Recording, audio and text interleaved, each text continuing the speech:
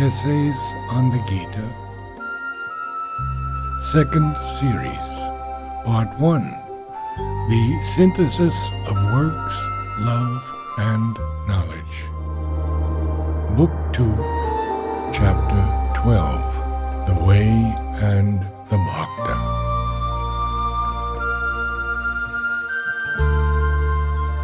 In the 11th chapter of the Gita, the original object of the teaching has been achieved and brought up to a certain completeness. The command to divine action, done for the sake of the world and in union with the Spirit, who dwells in it and in all its creatures, and in whom all its working takes place, has been given and accepted by the Vibhuti. The disciple has been led away from the old poise of the normal man and the standards, motives, outlook, egoistic consciousness of his ignorance, away from all that had finally failed him in the hour of his spiritual crisis. The very action which on that standing he had rejected, the terrible function, the appalling labor, he has now been brought to admit and accept on a new inner basis, a reconciling greater knowledge, a diviner consciousness, a high impersonal motive, a spiritual standard of oneness, with the will of the divine acting on the world, from the fountain light and with the motive power of the spiritual nature. This is the new principle of works, which is to transform the old ignorant action. A knowledge which embraces oneness with the divine and arrives through the divine at conscious oneness with all things and beings. A will emptied of egoism and acting only by the command and as an instrumentation of the secret master of works, a divine love whose one aspiration is towards a close intimacy with the supreme soul of all existence, accomplished by the unity of these three perfected powers, an inner, all-comprehending unity with the transcendent and universal spirit and nature and all creatures, are the foundation offered for his activities to the liberated man. Far from that foundation, the soul in him can suffer the instrumental nature to act in safety. He is lifted above all cause of stumbling, delivered from egoism and its limitations, rescued from all fear of sin and evil and consequence, exalted out of that bondage to the outward nature and the limited action which is the knot of the ignorance. He can act in the power of the light, no longer in twilight or darkness, and a divine sanction upholds every step of his conduct. The difficulty which had been raised by the antinomy between the freedom of the spirit and the bondage of the soul in nature has been solved by a luminous reconciliation of spirit with nature. That antinomy exists for the mind in the ignorance. It ceases to exist for the spirit in its knowledge. But there is something more to be said in order to bring out all the meaning of the great spiritual change. The 12th chapter leads up to his remaining knowledge, and the last 6 that follow develop it to a grand final conclusion. This thing that remains still to be said turns upon the difference between the current Vedantic view of spiritual liberation and the larger comprehensive freedom which the teaching of the Gita opens to the spirit. There is now a pointed return to that difference. The current Vedantic way led through the door of an austere and exclusive knowledge, the yoga, the oneness which it recognized as the means and the absorbing essence of the spiritual release, was a yoga of pure knowledge and a still oneness with a supreme, immutable, and absolute, indefinable, the unmanifested Brahman, infinite, silent, intangible, aloof, far above all this universe of relations. In the way proposed by the Gita, knowledge is indeed the indispensable foundation, but an integral knowledge.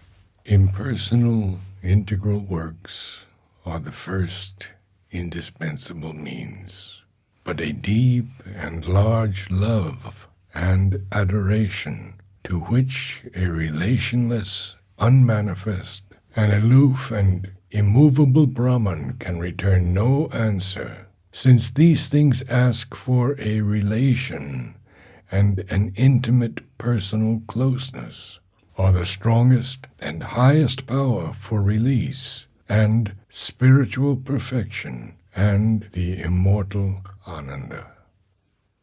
The Godhead with whom the soul of man has to enter into this closest oneness is indeed, in his supreme status, a transcendent unthinkable, too great for any manifestation, Parabrahman. But he is at the same time the living, supreme soul of all things. He is the Supreme Lord, the Master of works and universal nature. He at once exceeds and inhabits as itself the soul and mind and body of the creature. He is Purushottama, Parameshwara, and Paramatman, and in all these equal aspects the same single and eternal Godhead. It is an awakening to this integral, reconciling knowledge that is the wide gate to the utter release of the soul and an unimaginable perfection of the nature. It is this Godhead, in the unity of all his aspects, to whom our works and our adoration and our knowledge have to be directed as a constant inner sacrifice. It is this Supreme Soul, Purushottama, transcendent of the universe, but also its containing spirit, inhabitant and possessor, even as it is mightily figured in the vision of Kurukshetra, into whom the liberated spirit has to enter, once it has reached to the vision and knowledge of him in all the principles and powers of his existence, once it is able to grasp and enjoy his multitudinousness. Janatum drashtum tadvena praveshtum cha. The liberation of the Gita is not a self-oblivious abolition of the soul's personal being in the absorption of the One. Sayujya Mukti. It is all kinds of union at once. There is an entire unification with the Supreme Godhead, in essence of being and intimacy of consciousness and identity of bliss, Sayujya. For one object of this yoga is to become Brahman, Brahmabhuta. There is an eternal, ecstatic dwelling in the highest existence of the Supreme, Salokya. For it is said, "Thou shalt dwell in me, nivasishyasi mayeva." There is an eternal love and adoration in a uniting, nearness. There is an embrace of the liberated spirit by its divine lover, and the enveloping self of its infinitudes, samipya. There is an identity of the soul's liberated nature with the divine nature, sadrishya mukti, for the perfection of the free spirit to become even as the divine, madbhavam agata, and to be one with him in the law of its being and the law of its works and nature, sadharmyam agata. The orthodox yoga of knowledge aims at a fathomless emergence in the one infinite existence, sayujya. It looks upon that alone as the entire liberation. The yoga of adoration envisages an eternal habitation or nearness as the greater release, salokya samipya.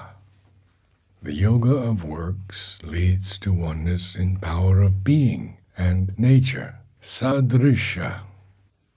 But the Gita envelops them all in its Catholic integrality and fuses them all into one greatest and richest divine freedom and perfection.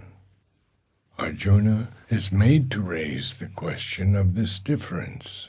It must be remembered that the distinction between the impersonal, immutable Akshara Purusha and the Supreme Soul that is at once impersonality and divine person, and much more than either, that this capital distinction implied in the later chapters and in the divine I of which Krishna has constantly spoken, aham mam, has not as yet been quite expressly and definitely drawn.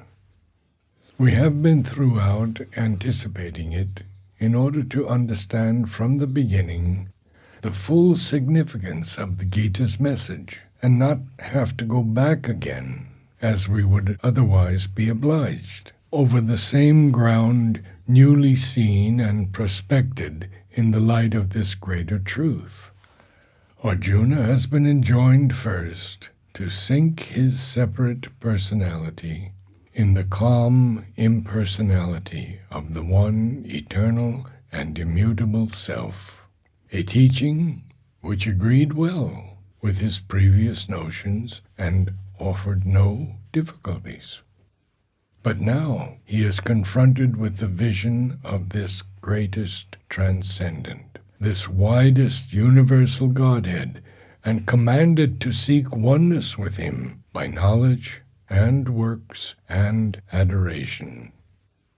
Therefore he asks the better to have a doubt cleared which might otherwise have arisen. Those devotees who thus by a constant union seek after thee, tvam, and those who seek after the unmanifest immutable, which of these have the greater knowledge of yoga? This recalls the distinction made in the beginning by such phrases as, in the self, then in me, atmani atomai. Arjuna points the distinction. Tvam aksharam avyaktam. Thou, he says, in substance, art the supreme source and origin of all beings, a presence immanent in all things, a power pervading the universe with thy forms, a person manifest in thy vibhutis, manifest in creatures, manifest in nature, seated as the Lord of works in the world and in our hearts by thy mighty world yoga. As such, I have to know, adore, unite myself with thee in all my being, consciousness, thoughts, feelings, and actions, satata yukta, But what then of this immutable who never manifests, never puts on any form, stands back and apart from all action, enters into no relation with the universe or with anything in it, is eternally silent and one and impersonal and immobile? This eternal self is the greater principle according to all current notions, and the Godhead in the manifestation is an inferior figure. The unmanifest, and not the manifest, is the eternal Spirit. How then does the union which admits the manifestation, admits the lesser thing, come yet to be the greater yoga knowledge? To this question, Krishna replies with an emphatic decisiveness. Those who found their mind in me, and by constant union, possessed of a supreme faith, seek after me, I hold to be the most perfectly in union of yoga. The supreme faith is that which sees God in all, and to its eye the manifestation and the non-manifestation are one Godhead. The perfect union is that which meets the divine at every moment, in every action, and with all the integrality of the nature.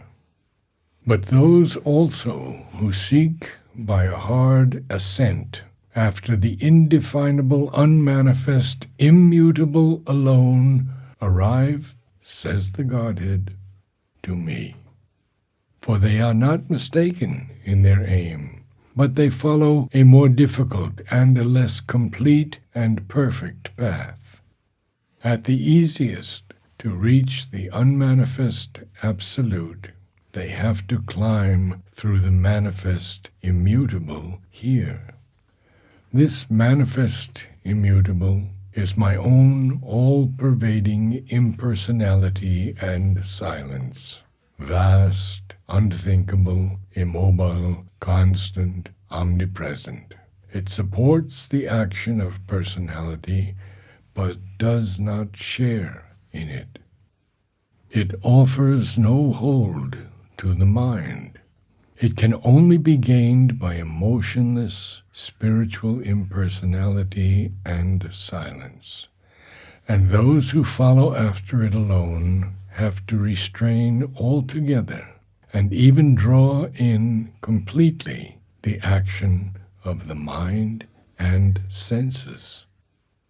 But still, by the equality of their understanding, and by their seeing of oneself in all things, and by their tranquil benignancy of silent will for the good of all existences, they too meet me in all objects and creatures.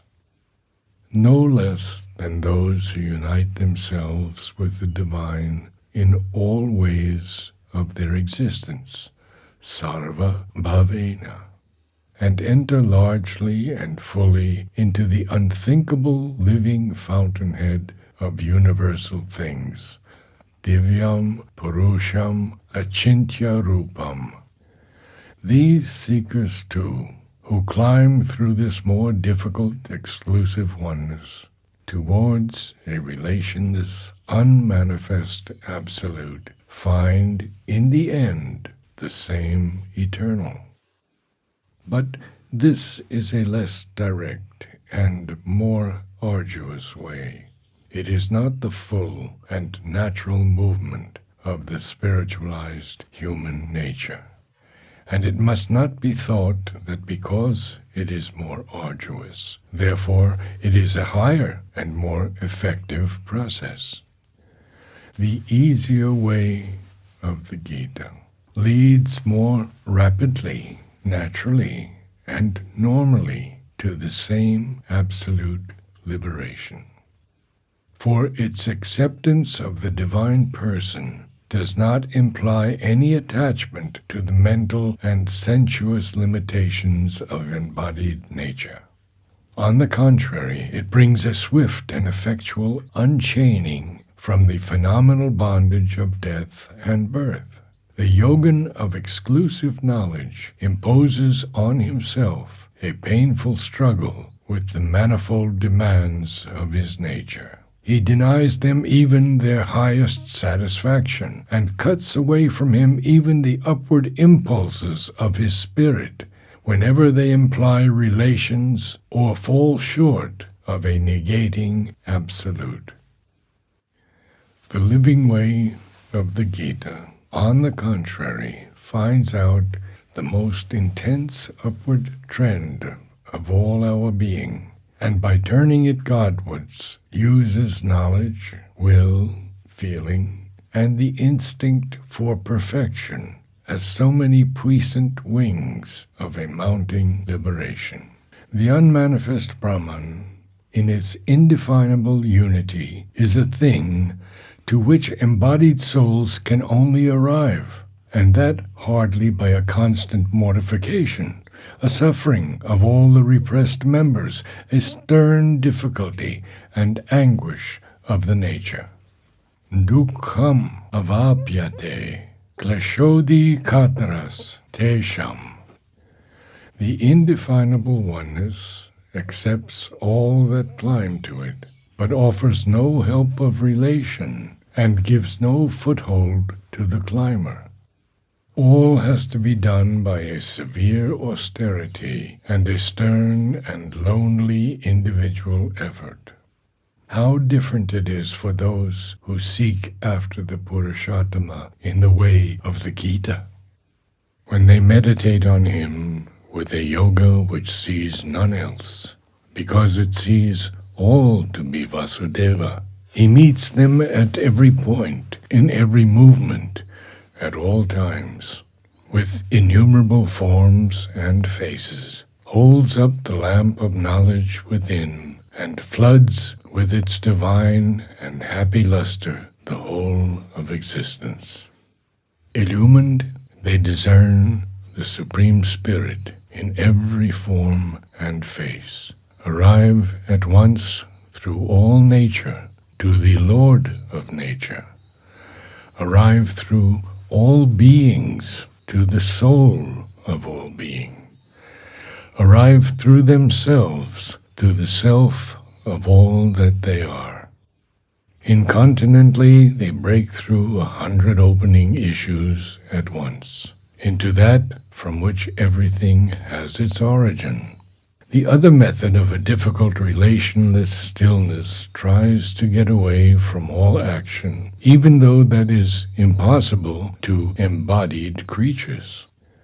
Here the actions are all given up to the Supreme Master of Action, and he, as the Supreme Will, meets the will of sacrifice, takes from it its burden, and assumes to himself the charge of the works of the divine nature in us.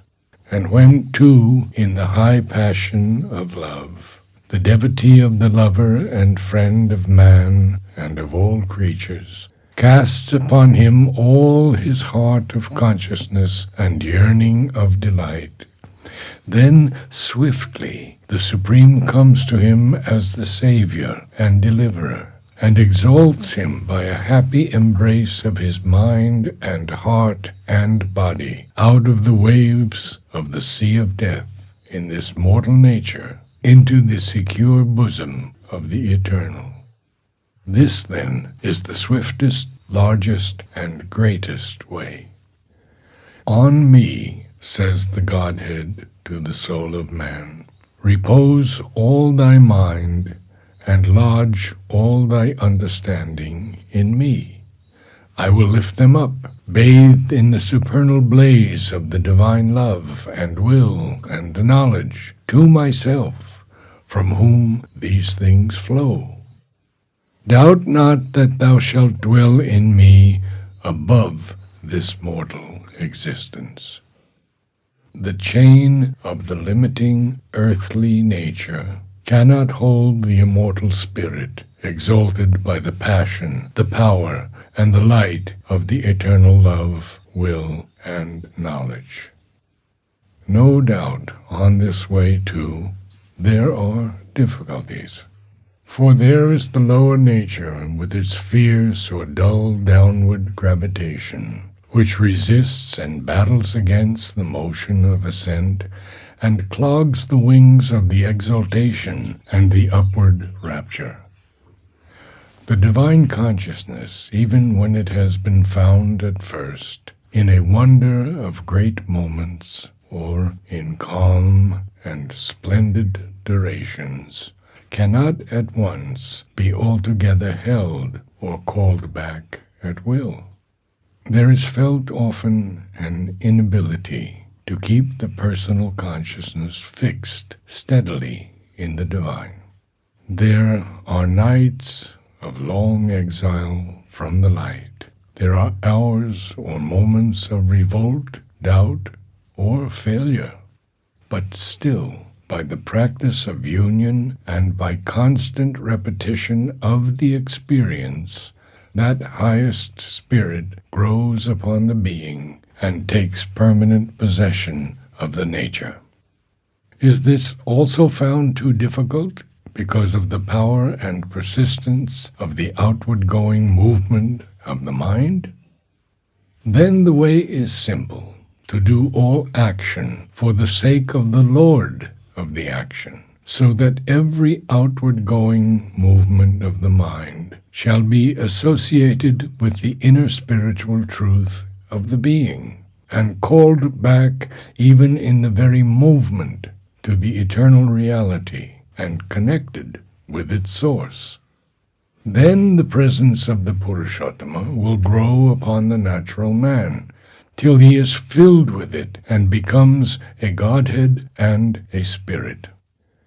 All life will become a constant remembering of God, and perfection too will grow, and the unity of the whole existence of the human soul with the supreme existence. But it may be that even this constant remembering of God and lifting up of our works to Him is felt to be beyond the power of the limited mind, because in its forgetfulness it turns to the act and its outward object, and will not remember to look within and lay our every movement on the divine altar of the Spirit. Then the way is to control the lower self in the act and do works without desire of the fruit. All fruit has to be renounced, to be given up to the power that directs the work. And yet the work has to be done that is imposed by it on the nature. For by this means the obstacle steadily diminishes and easily disappears. The mind is left free to remember the Lord and to fix itself in the liberty of the divine consciousness. And here the Gita gives an ascending scale of potencies and assigns the palm of excellence to this yoga of desireless action. Abhyasa, practice of a method, repetition of an effort and experience, is a great and powerful thing. But better than this is knowledge, the successful and luminous turning of the thought to the truth behind things.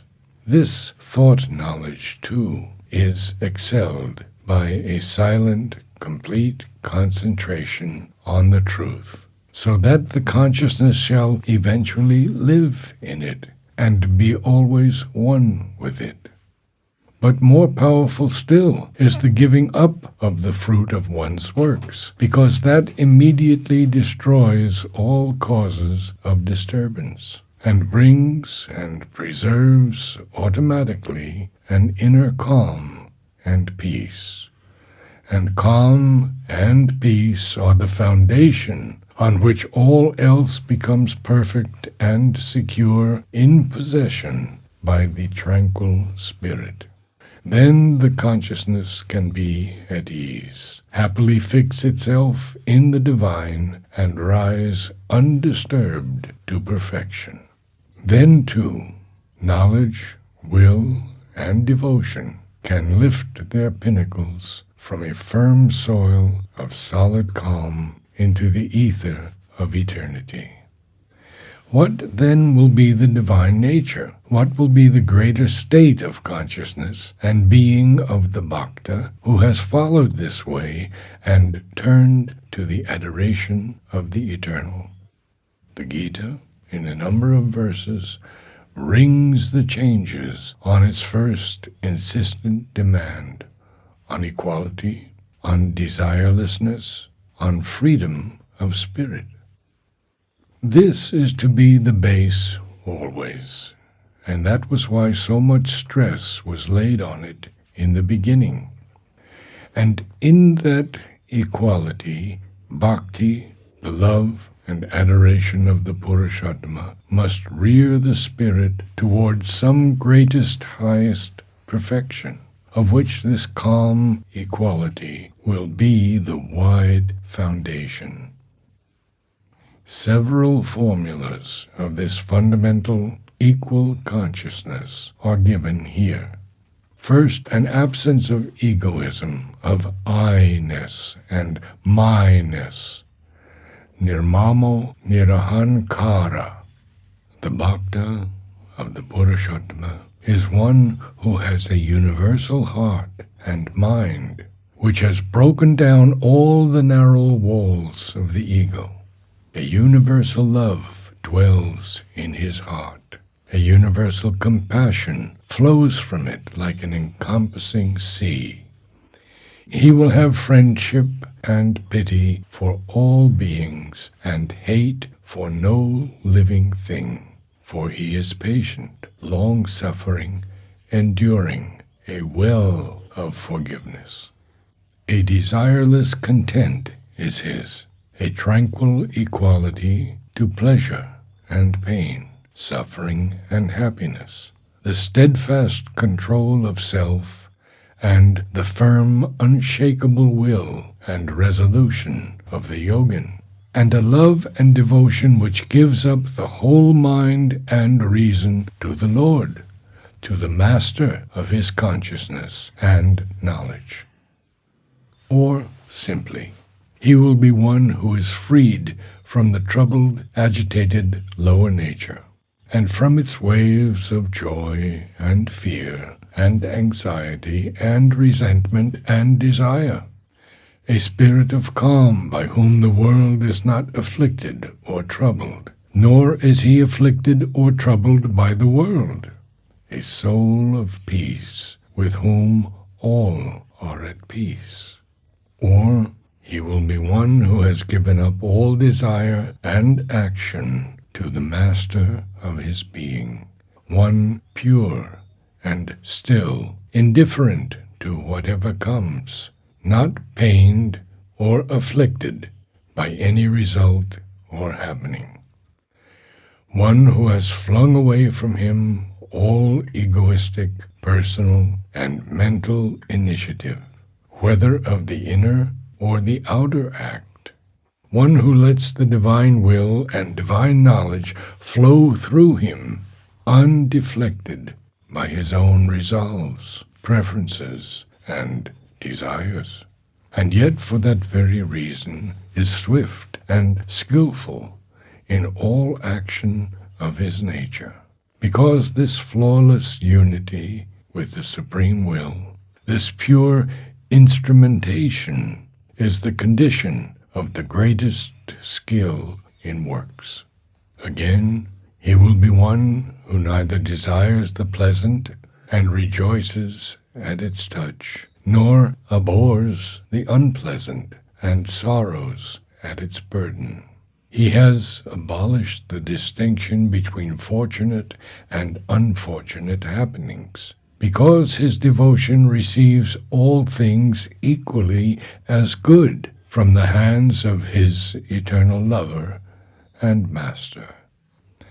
The God-lover, dear to God, is a soul of wide equality, equal to friend and enemy, equal to honor and insult, pleasure and pain, praise and blame, grief and happiness, heat and cold, to all that troubles with opposite affections the normal nature.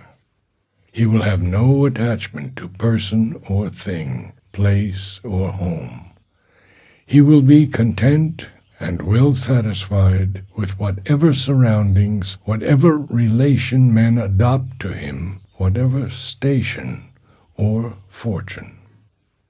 He will keep a mind firm in all things, because it is constantly seated in the highest self, and fixed forever on the one divine object of his love and adoration. Equality, desirelessness, and freedom from the lower egoistic nature and its claims are always the one perfect foundation demanded by the Gita for the great liberation. There is to the end an emphatic repetition of its first fundamental teaching and original desideratum, the calm soul of knowledge that sees the one self in all things, the tranquil, egoless equality that results from this knowledge, the desireless action offered in that equality to the Master of Works, the surrender of the whole mental nature of man into the hands of the mightier indwelling Spirit.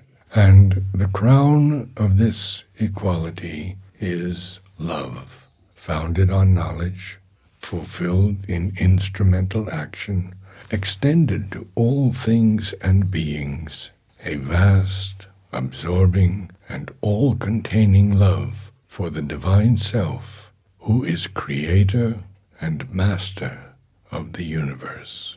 Surdam sarva bhutanam sarvaloka maheshwaram. This is the foundation, the condition, the means by which the supreme spiritual perfection is to be won, and those who have it in any way are all dear to me, says the Godhead. Bhaktiman me priya, but exceedingly dear, ativa me priyaha, are those souls nearest to the Godhead, whose love of me is completed by the still wider and greatest perfection, of which I have just shown to you the way and the process. These are the bhaktas who make the Purushottama their one supreme aim, and follow out with a perfect faith and exactitude the immortalizing dharma described in this teaching. Dharma, in the language of the Gita, means the innate law of the being and its works and an action proceeding from and determined by the inner nature. Swabhava niyatam karma. In the lower ignorant consciousness of mind, life, and body, there are many dharmas, many rules, many standards and laws, because there are many varying determinations and types of the mental, vital, and physical nature. The immortal Dharma is one. It is that of the highest spiritual divine consciousness and its powers, para prakriti. It is beyond the three gunas, and to reach it, all these lower dharmas have to be abandoned. Sarvadharman parityaja, alone in their place, the one liberating, unifying consciousness and power of the eternal has to become the infinite source of our action, its mold, determinant, and exemplar. To rise out of our lower personal egoism, to enter into the impersonal and equal calm of the immutable, eternal, all-pervading Akshara Purusha, to aspire from that calm by a perfect self-surrender of all one's nature and existence to that which is other and higher than the Akshara, is the first necessity of this yoga. In the strength of that aspiration, one can rise to the immortal Dharma. There, made one in being, consciousness, and divine bliss, with the greatest Uttama Purusha, made one with his supreme dynamic nature force, Swaprakriti.